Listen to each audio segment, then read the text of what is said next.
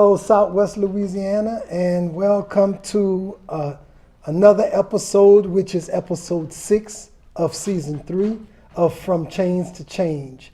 And today we have another intriguing and informative session. We're going to have State Representative Timmy Chachon on here to talk about,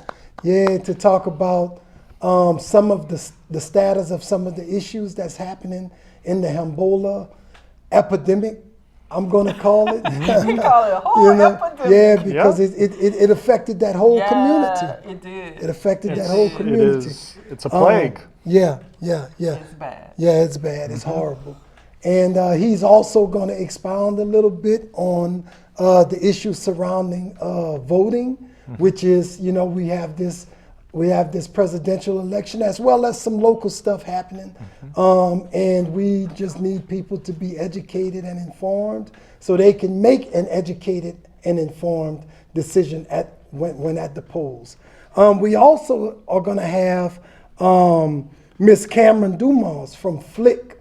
What does FLIC stand for? Friends and Family of Louisiana Incarcerated Children. Right, you're a member of FLIC as well. I am a member, right, absolutely. So am I. And FLIC is, for those who don't know, FLIC is a sister organization of VOTE, fighting for criminal justice reform, more on the youth side than on the adult side. Right. And I'm a member also. I'm just been so busy, man. I haven't caught the last couple of meetings. One of the things with the acronyms is we say FLIC, we say VOTE, we say all the things, we forget what they stand for sometimes. Yeah. So with that, just stay tuned, hold on to your seats, and we'll be right back. Ooh, all right, and we are back with none other than State Representative Timmy Chachon. I appreciate you. How you doing? I'm doing well. We was having some heated off camera discussions in here. It was live. completely off topic. We Very might have off to topic. save that for another day. Yeah. But it was some serious conversations ma'am. going on. And this particular conversation we're about to have is also serious It is. too. And it's about Ebola Manor Apartments. Yes, ma'am. And I know when VOTE, we did our protest, we went out there, we did see you were there, you were present. From what I understood, you kind of went in some of the apartments when they were conducting the inspections. Right. So It was horrible. What did you see? It was horrible. It was It was horrible what you saw. So initially, I was contacted by a gentleman who said, "Hey man, I need some help. My ceiling fell. Didn't know where it was." Okay.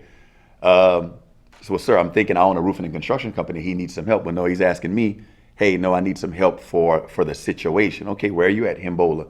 Okay, not a problem. I tell him how to go about it, the proper steps, contact property management. And he's already telling me over the phone, first conversation, I've tried, they're not coming. It's been like this. How long has it been like this? Oh, it's been like this for about 2 weeks. 2 weeks? Your ceiling fell and nobody's came? So I contacted them. Well, they weren't too kind to me. And I'm just calling on the man's behalf. Didn't give any formal introduction. Just, hey, just calling on behalf of a gentleman that called, just trying to get some help. That turned into, man, if she's acting like that, let me just go pass. So when I went and passed, what occurred was, as I went to his apartment and saw what was going on, it was almost like and I'm not a superhero, so please mind the reference. It was almost like somebody shone the bat signal in the air, like Gotham City. It's like, hey, somebody's here. Oh, Mr. Timmy, come see my apartment. Well, after 4 or 5 apartments, it's like, okay, mold, mildew, leaky ceilings, drywall, sheetrock, flooring, shoe mold, and baseboards. It's like, well, hold on, my baby. If it's leaking down your wall, it's clearly in your walls. It's in the insulation. All of this has to come out. Oh no, they came and I think they was able to stop the leak, but they're gonna come and repaint my walls. No, my baby, that's not how this goes. The sheetrock and insulation has to come out. That mold and mildew will creep like on a trellis, a vine. Like there's death in that wall right now, and you're only going to get sicker as the time goes. This has to come out. So I contact them again. Well, just that fast, someone posted on Facebook, and I had already started the process. Me and my legislative assistant, Miss Inez, who's the greatest. I know. She contacted the property management company Foresight, and then we tracked down David Starr. David Starr is the owner. Yes. So there's a 201 number, and we're dialing it, but not getting any feedback from them. Okay, well, not a problem. I'm gonna keep going. I'm gonna contact HUD. I mean to tell you, in the time I've contacted HUD and Louisiana Housing Council, someone posted online, and then it became almost viral, just that fast. So 2 entities had been contacted: Louisiana Housing Council, HUD had been contacted, and it wasn't quite as serious. Just, hey, I need y'all to come and take a look at it. Then contacted LCG. The mayor's office jumped on top of it. We scheduled everything. And then just that fast, someone posted. And then when someone posted about the damage they had in their apartment, Miss Tyra is non-stop with it. She just don't stop. People need to tell her thank you and thank you and thank you again. Yes. She called me and said, Timmy, you on it? Oh yeah, I'm on it. I'm doing all this, not realizing that it's just not those apartments, those 4 or 5 that I saw. That turned into, Timmy, no, it's been like this. And let me make a post. And she made a post, y'all. And from there, so many people, this building, this building, this building, this building. And it went that back building, as far as I've seen. It's gone back it's to years, like 2019. Years. Now that upsets me because I pass him Bola all the time. Yeah. My kids go to Alice Boucher. I go see Josh and Truman. We going to the MLK Center. You don't think anything is going on or wrong. Now, granted, I'm not going to say just a school board member, but I was just a school board member. So I'm gonna stop you right there because, like we said, this hasn't just started. Oh no, it's been Not going this on. year. It's been going on. We've had past city councilmen, we've had past state reps, we've had past mayor, but yet none of this really came to the head until this year. Yes. And I think that a lot of it had to do with the residents not knowing who to report these issues to. Right. I mean, there's almost like a chain of command, a hierarchy that they should follow, but I wasn't gonna stop though. It just wasn't.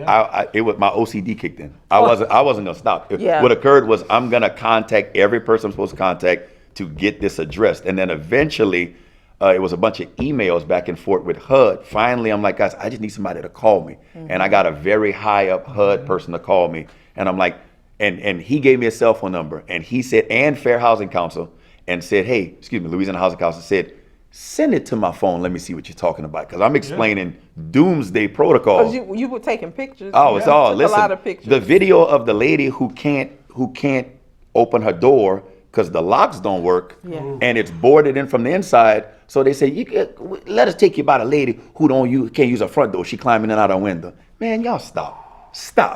Y'all stop lying to me. And it was the truth. And that's when it became that serious to get it properly addressed. And now Clay Higgins' office, and I'm calling everybody, and everybody knows my name ahead of time. Man, you Timmy? Oh yeah, and then that's where it's all coming into play. Yeah, I think it highlights a couple things to your point, Sway. In people, this has been going on for a long time, and people all the time talk about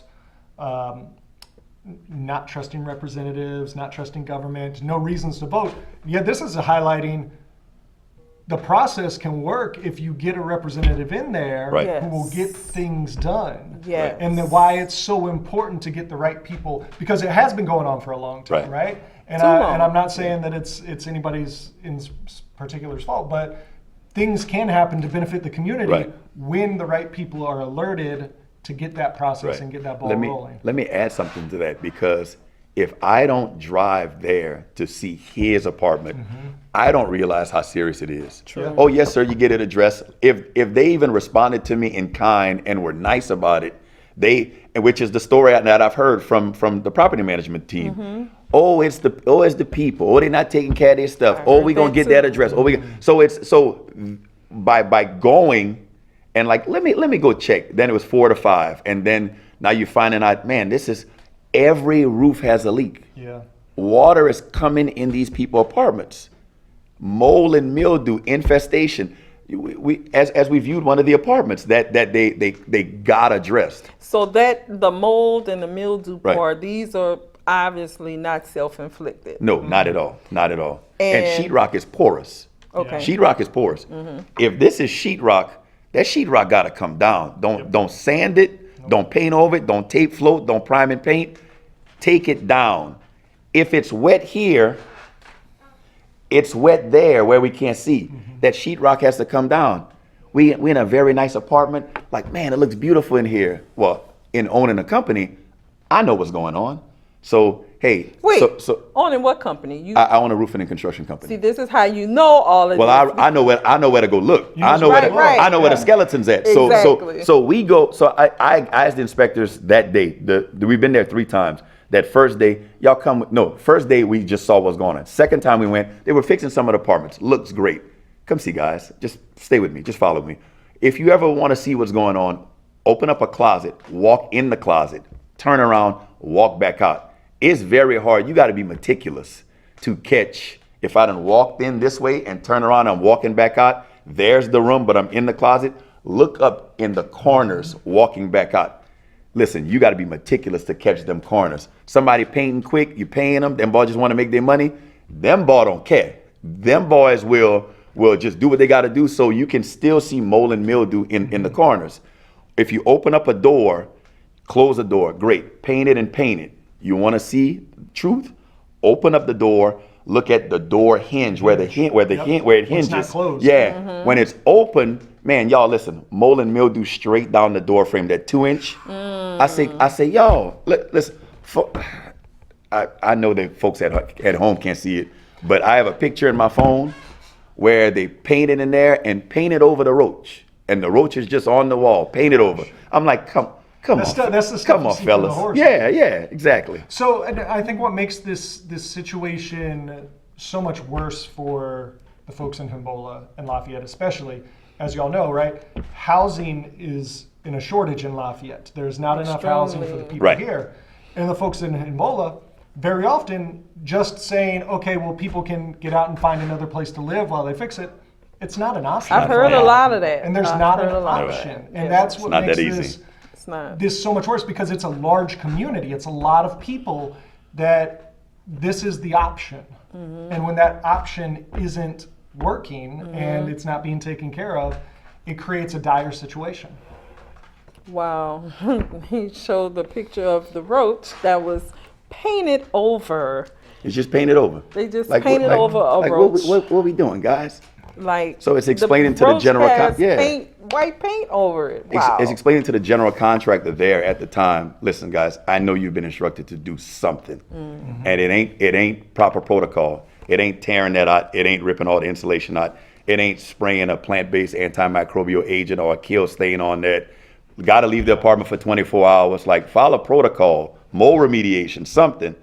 I know you've been instructed, but I'm telling y'all right now, you're gonna have to tear all this out. Don't waste them people money, and don't waste your time. You have to tear this stuff out, and that's what I'm actually worried about currently with where we're at now.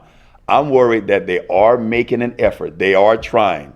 They're saying everything right, but I'm afraid that to go back in there, guys, listen, I don't mind. I'll come do it myself. I'll tape float and prime this and paint and the whole 9 yards. But I'm gonna cut me a 2x2, and I'm gonna pull that sheetrock out. And when I flip it over, when there's mold and mildew on the back of it, there's everything behind this wall. Now I got no problem if there's not, because I can place that back and make it like it never happened, because that's what happens. People have holes in their walls, but I'm afraid that's what's taking place, and we're gonna see. So there's an inspection.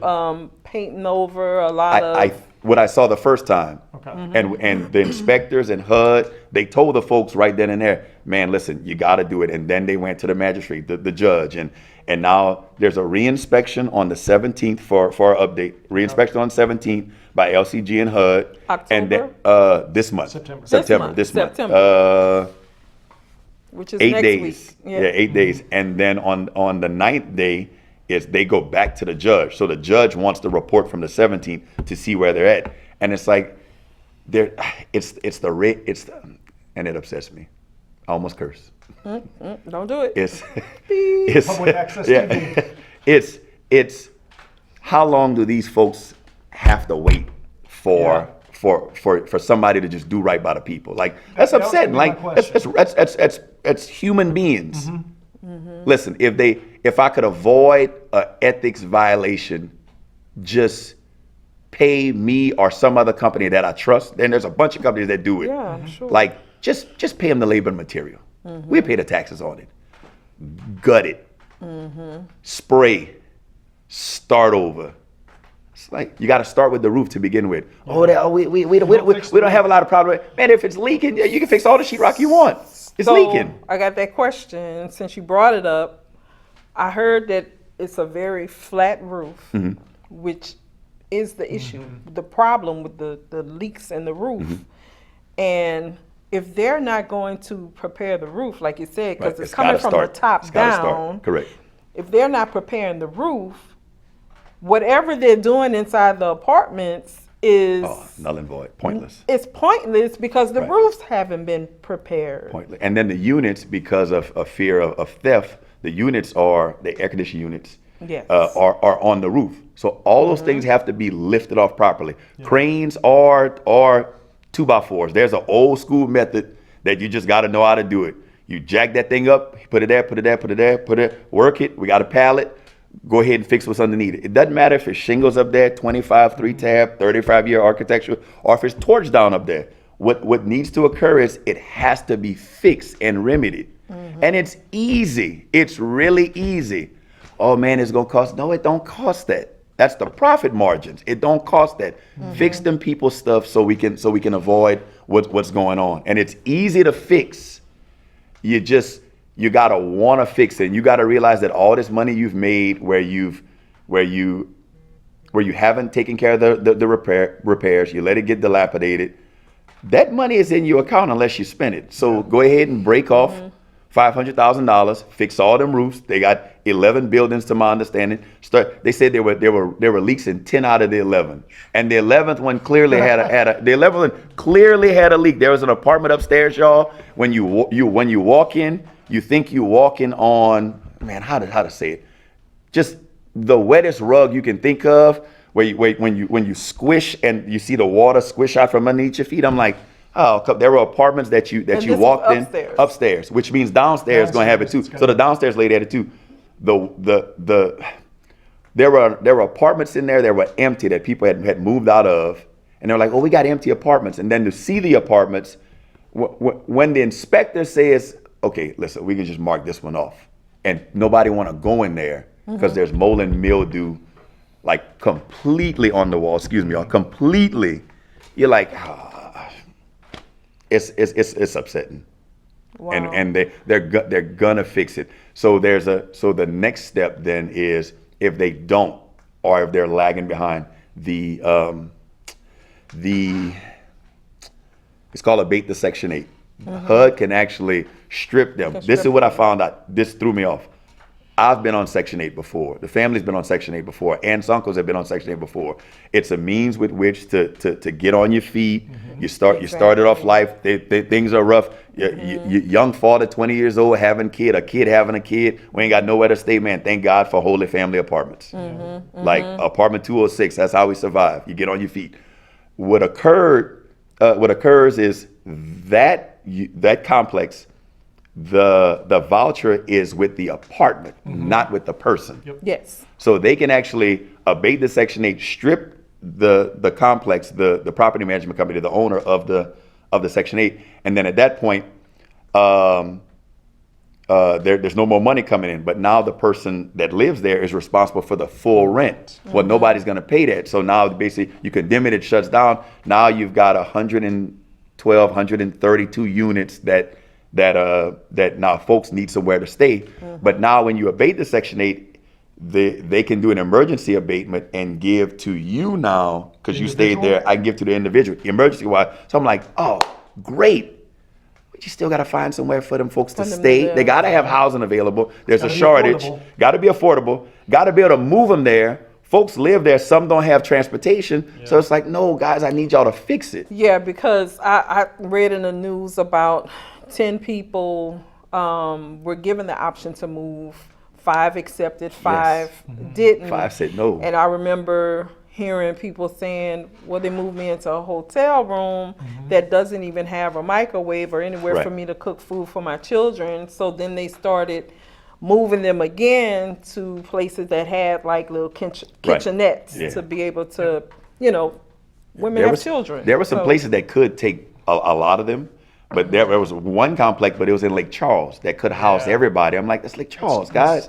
So there was a 40 unit here and 60 units there. But there was even some cases of folks saying, no, my apartment good, even though they did inspections on the apartment. Nah, my apartment good. Because they don't want to move. They don't want to move. They don't want people in their business. You may have some illegal activities going on in there. Like, this is real life. We're not going to pretend like these things are not happening. But at the same time, like, well, I remember when we were there for the protest, some people up front they stopped me when I was driving out. Yeah, hey, we don't want all that. People got to go. Like, we don't want all that attention. But then there's even people that the property manager will tell you. So I'm going, hey, my baby, they're saying that you don't want to let them. Oh, no. Like, no, they have to fix it. You can't tell somebody no. Like, my baby, you're gonna get sick and you can die from this. You got to get out. There's no taking for no for answer. There were some residents that we spoke to that were saying some of the management was threatening them. Y'all better not open the door for these people. Oh, we heard that too. We heard that too. I was going to say this really highlights the length of time and the amount of distrust that dysfunction sows, and how hard it is when you are trying to fix a situation to get everybody involved. Because like it's gone so far where people weren't doing the right thing in the first place, and now it's twice as hard to fix it than it would have been to prevent it in the first place. Correct. Absolutely correct. And I think the point, like, people often think that it's just as easy to just move somewhere else, right? But I think people don't realize, like, when you just said the option was in Lake Charles, like, imagine who in Lafayette or anywhere, like, I mean, some people do it, but would want to drive that hour and a half, or even if you have a car or don't have a car, right? Like, you pick up your life, and you would have to move your life at that point. I'm too lazy to get off the sofa at night when I'm tired to go into bed. Like, let alone get everything and uproot yourself. Like, I completely understand. Yeah. So, you know, we hear, you know, all of the stories of people saying, oh, they should just move, and why don't they? That's the life they chose for themselves. I'm like, wow. Some people are so heartless and don't have a bone of empathy in their body. Like this is the option for people. Right. Assuming you have options. I read something one way where it was like, it's not always about making good choices. It's about just having choices, right? And if you don't have choices, then you can't make good choices. Right. We were 20 and 18 and had a daughter and had nowhere to stay. I know I can go live with my mama, but eventually you want to get a place of your own. Well, man, thank God for where we were able to stay. Thank God for food stamps. Like, we had no other, when the real world hit of, so I'm working and we lost the food stamp? I'm making too much money now? Exactly. Like, hold on, man. Like, the groceries, groceries cost a lot. Hold on. Now, like, the real world. So it's realizing that, like, situations happen, circumstances happen, and it's not to judge anyone. It's just no one should have to live like that. No one. And I said it. No one. During that protest, that if it was an animal living under those conditions, people would have been arrested. And I was incarcerated. Yes, and they arrest people for that. And I never lived under those type of conditions in prison, ever. And I'm like, prisoners live better than what? Which is saying that's what something, I'm because we know the saying. conditions We of prisons. lived much better. I mean, the places were spotless most of the time. And here it is, people who aren't incarcerated, who may not have a lot of finances, and are in this situation, and they're trying to provide shelter for themselves and their families. But because they don't have money, they're being subjected to live like this. So that kind of, I want to cross over into, you know, this is a election season. And with us at Vote, we talk a lot about voting and the importance of voting, Right. and kind of bring us from the Himbola situation into why. Because a lot of people say, "I'm not voting. I'm Right. not about to vote." Doesn't matter. It does. My vote don't count. It don't Right. matter. Every vote but counts. explain to people who may be in Himbola right now watching this Okay. broadcast, who may still feel that way, and why it's important and directly impacts them Yeah. with their situation, and how voting connects Right. them to that. Oh, I can. So it's very easy for folks. What I've noticed where we live, where we're from, that you vote for who you know. You vote for who you're comfortable with. I'm actually asking folks to just not do that. If that actually gets you to the polls, great. But go and vote for the people that you know are gonna go out their way to help other people. My mama raised me right. If I made my mama ashamed, that'd be the worst thing in the world. So everything I do is to make my mama proud. My mama would help people, Bell South, South Central Bell, AT&T, working 42 years, retired. I watched my mama going and bringing turkeys for Thanksgiving and bringing toys and bringing school uniforms. So you just want to help, so it comes natural. People, oh man, you like them politics? No, I'm not in politics. I'm not in politics. So I can't expect every person to be like me. What I ask folks to do is just vote for who you think will absolutely go out of their way to do the best possible job. It's not about being seen. When I left Himbola, I did not want to go on camera. I actually asked the camera, can y'all turn that off for a second? You just want to do the right thing. So in elections, The cameras weren't there for you. They heard that there was going to be a protest. Right. So you And I didn't to want them to turn on me. I wanted to just So I talk to wanna y'all let to people explain what's going on. We didn't ask for them to Right. be there, but they found out Yeah. on Facebook posts or Right. whatever that was taking place, Yeah. and they came. So It's none such of an us important asked time right now. for the camera because Yeah, right. we didn't want that. Right. We wanted to represent. We've got presidential elections. We've got congressional. I mean, listen.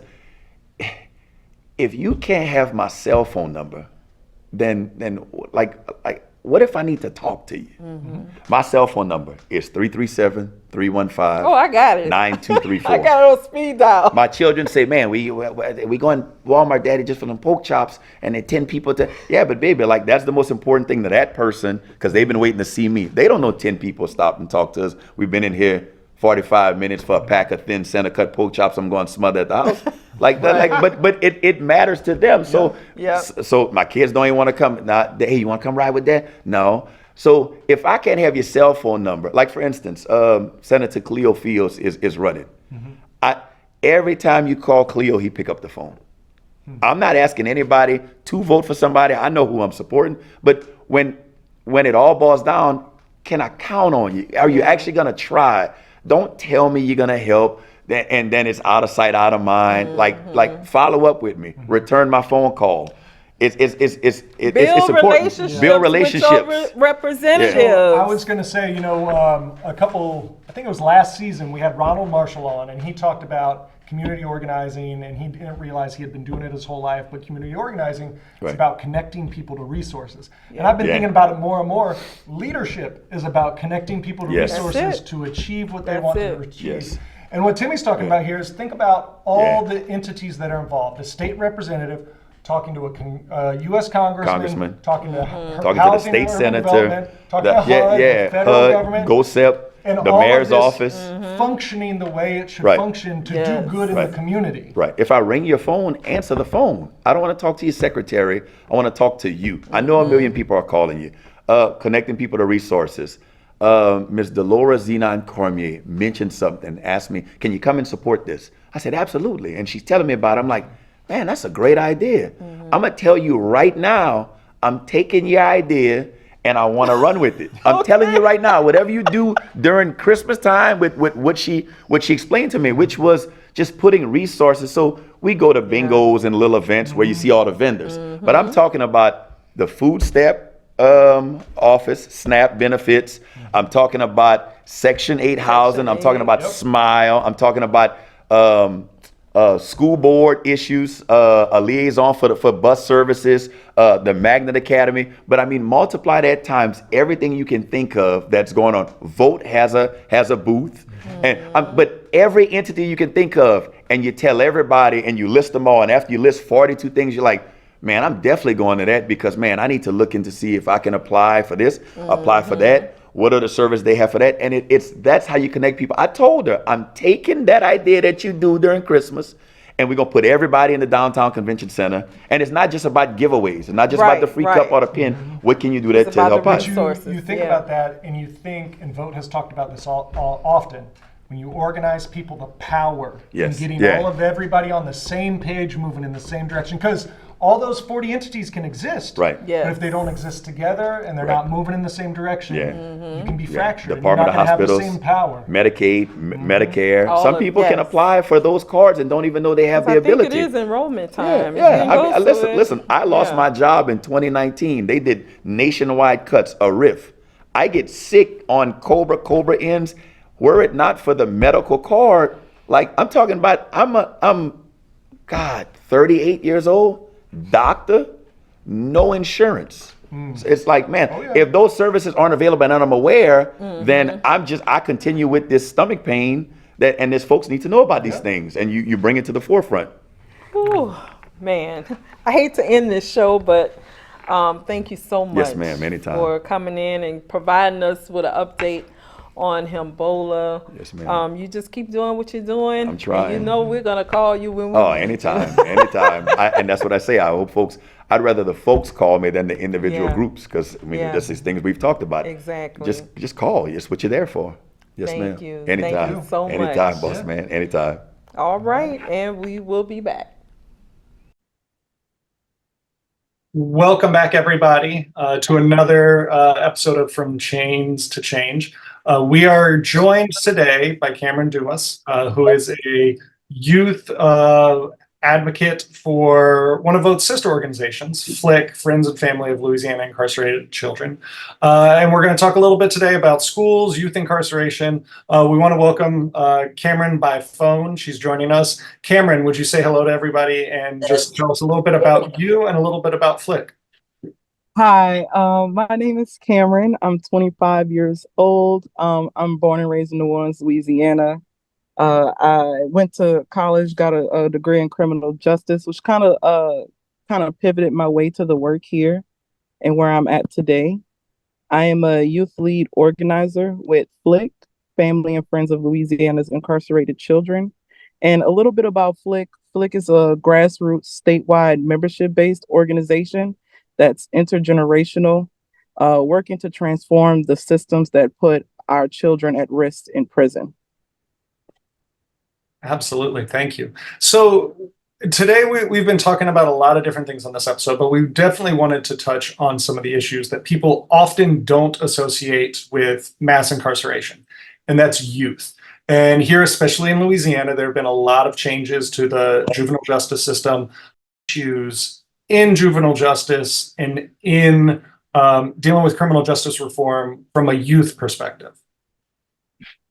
From a youth perspective, well, I can talk about how it's affecting the school to prison pipeline and how it's tough on kids, definitely.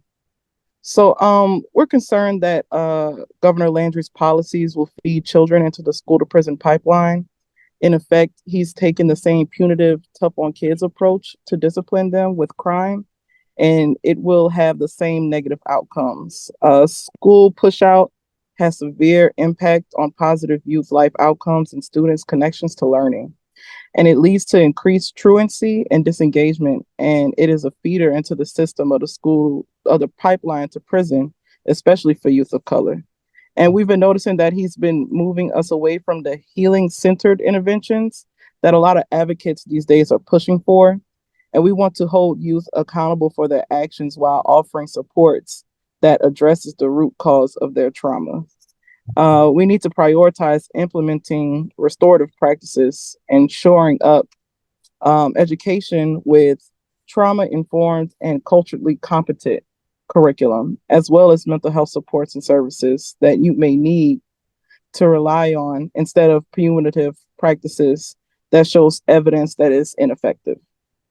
Yeah, absolutely. And I think one of you're mentioning a lot of really and highlighting a lot of really important parts there. And I think to a lot of people, it seems like common sense to say if kids aren't in school, right? If you're being suspended, if you're being pushed out of the classroom, of course they're not learning. Of course there's going to be an academic sort of detriment to those students. And it almost seems counterintuitive that the state, and I know the state superintendent, Kate Brumley, has echoed this sentiment from Jeff Landry of we need to bring quote unquote tough on crime to the classrooms in some ways. And so it's as an educator, it's really concerning because for exactly what you said, it takes students out of the classroom, and Louisiana is always near the bottom of rankings in education, and our students need as much time in the classroom as they can get. You mentioned in their alternatives, because a lot of people don't know or don't think that there are alternatives to just suspending students and pushing students out of the classroom. I was wondering if you could give the listeners and the viewers at home just a little bit more detail about what are some of those alternatives. You mentioned restorative practices, culturally competent curriculum. What do some of those look like, and have you seen any of those in action? Yes. Some ways that that can be showed up into the school system. One way is having teachers who are trauma-based informed, teachers who go through certain practices and trainings that allows them to understand students more on a humane level so they're able to connect with them more instead of wanting to always give punitive approaches. Also having counselors in school who are also trained to help with youth as well. Restorative practices, that just includes like making sure that the community is involved in the process that youth are going through. Like, for example, just making sure that the youth, the youth's the youth's parents are involved in the process and IEPs are followed and things in that nature. That's one way to make sure that we're investing in youth in a positive way. Also, just providing resources throughout the community. When it comes to things like after school curriculum, it doesn't even necessarily have to be educational, but also having an after school curriculum where like kids can come and play basketball or do things that excite them or that interest them, that keeps them from wanting to do things when they get bored. Because usually that's what happens with a lot of kids when they get in trouble with the law and you ask them like, it's okay, so why did you do it? And you would think would be this like big intricate answer, but 9 times out of 10, they're mostly saying we were just bored. We didn't have anything to do, and one thing led to another, and that thing led to another, and boom, it equals into a life of crime. And you can see that when they expel students or suspend students, they just push them out, don't give them no direction, be like, okay, come back in 5 days. But what if their parents is not home? What if they don't have anybody to necessarily go to? It just leaves them out to do nothing for 5 days. There's no work, there's no homework, there's nothing for them to do. So that's another way. And even with the educational piece, like I was bringing awareness to Southern Louisiana that maybe we should introduce like a youth life skills class, which can include like cooking, interview preparedness, how to travel, hygienes, working on cars, anything like that. Because we have to understand that even though we would want our youth to graduate high school and go to college, but in reality, most of our youth are not going to do that. Most of our youth may not want to go to college, but where does that leave them when it comes to being prepared for the real world? And sometimes not being prepared for the real world can be one of the ways to enter the pipeline system. Like I said, of just being bored or not knowing necessarily how to make money the legal way. So some youth may want to have to go out there and find ways to make money that may not be so legal.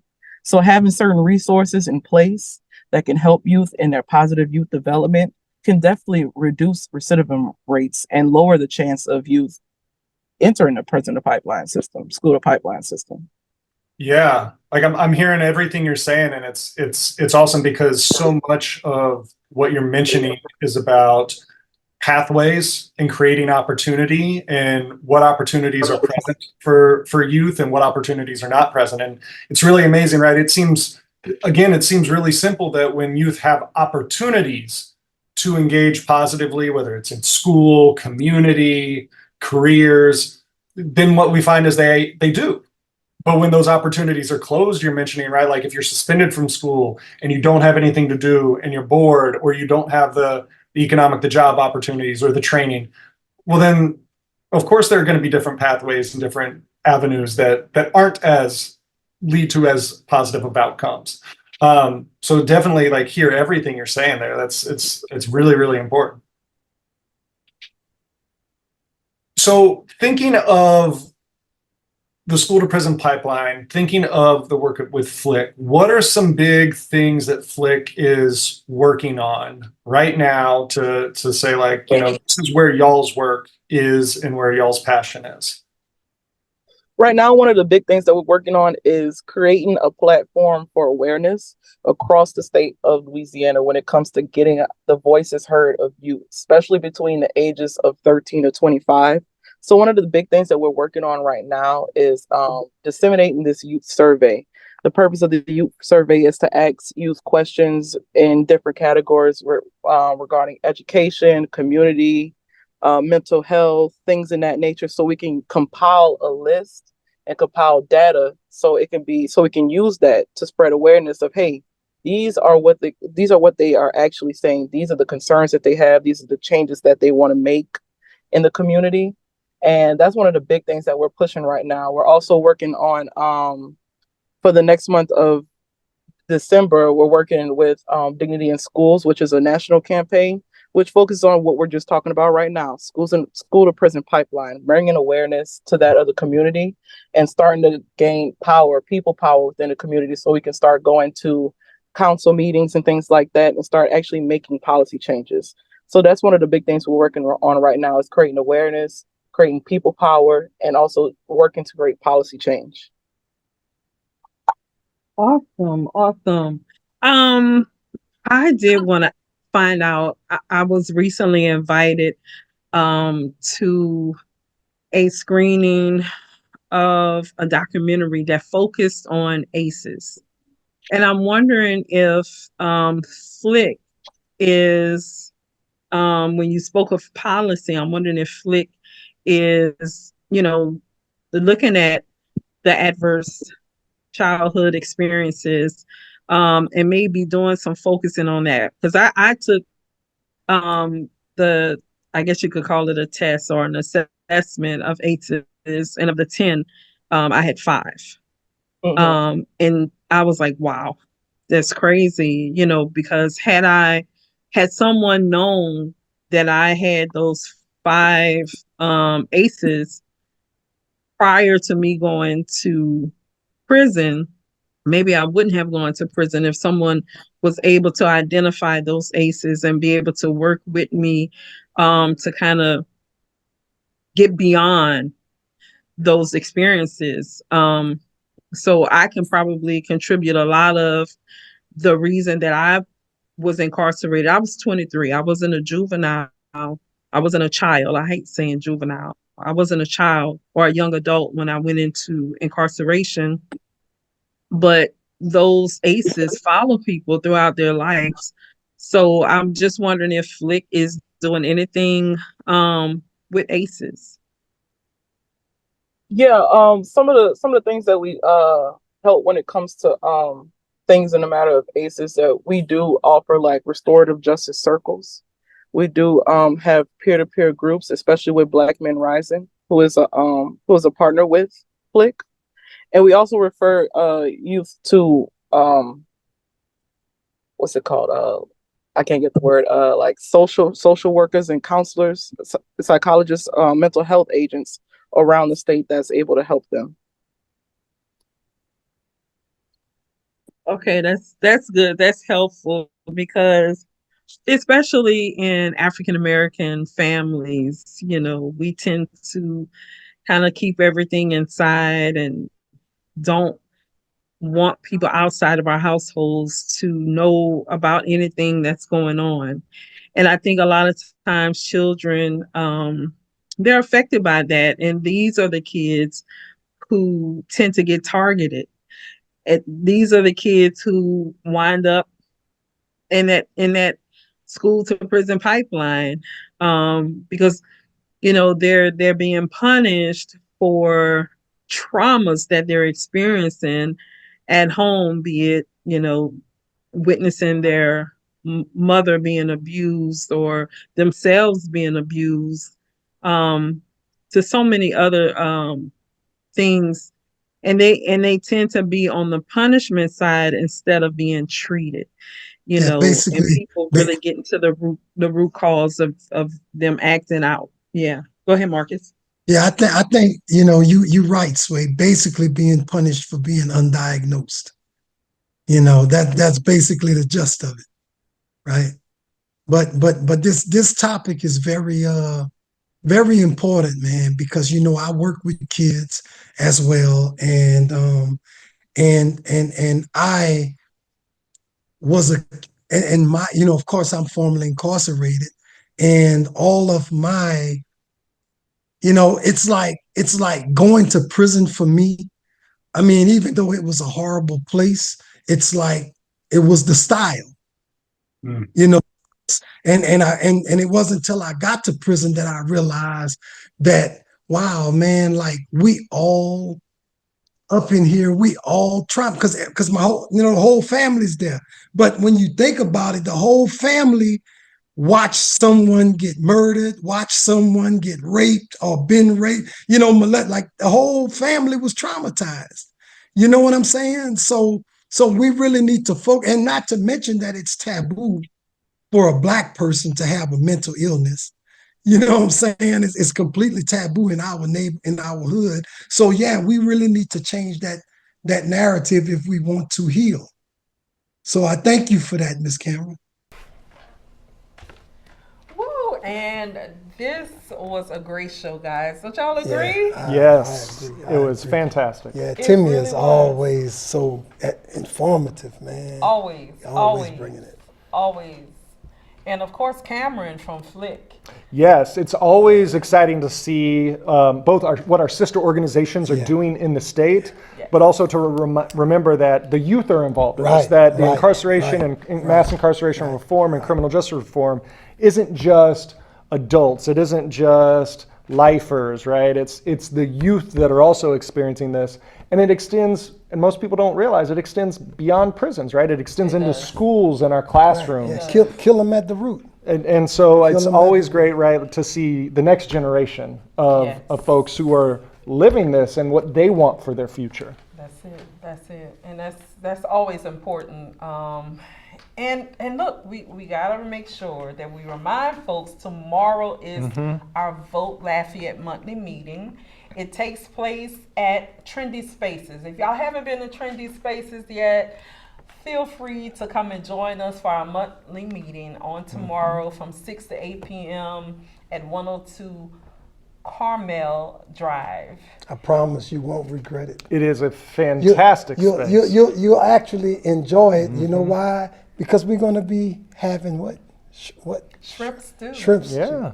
There's a menu Shrimp involved, stew. y'all. Yeah. There's a menu involved. Yes, one of our awesome members, Kevin Delcourt, is going to be preparing. Who we've had on the show before. Yes. Yeah. That does expungements. Y'all, we are so connected. So make sure you guys to come and join us for our monthly meeting on tomorrow. Yes. And next episode, we're going to be talking a lot about voting, right? There's an election coming up. Marcus mentioned it on the intro. There are national elections, but there are also local elections. And so we're going to bring in a lot of folks to talk about what we need to know for voting in November. Make sure we're registered, make sure we got everything squared away so that we can vote. Yep, because most people are going to kind of focus on that top thing on the ballot, the presidential election, but we need you to look throughout the whole ballot or the down ballot. There are just going to be a couple of additional things on the ballot, but they are important too. Right. So we'll be talking about that. In fact, those are the things that will affect us immediately. Yes. You know, so a lot Yes. quicker than this presidential. So I would say that's even more important to us locally. Public Service Right. Commissioner and the 6th Congressional District. We're going to have Dr. Chris Williams Yes, with yes, us yes, from yes, Black Voters yes. Matter and the Yes. other various groups that he's a part of. But he'll be talking to us and sharing some information about voting and what can possibly be on your ballot. And we'll also have Devontae Lewis with Village. Is No, that Devontae is Public acting Service Public Commissioner. Service Commissioner. Oh, all right. Okay. And Okay. we're So another hoping, we're Devontae. hoping to have him. So stay tuned. We hope to have a current public service commissioner to kind of tell you guys exactly what it is that a public service commissioner Yeah, because does. I've never known what. Yeah. And it's important. What It is that a job very important was. work. It is It's very important work. And if you want to learn, be sure to tune in to our next show on the first Wednesday of the month. Yep. You want to take us out, And- Marcus? And with that, thank you guys for tuning in to this episode. We've come to a close. And as always, no surrender. No retreat.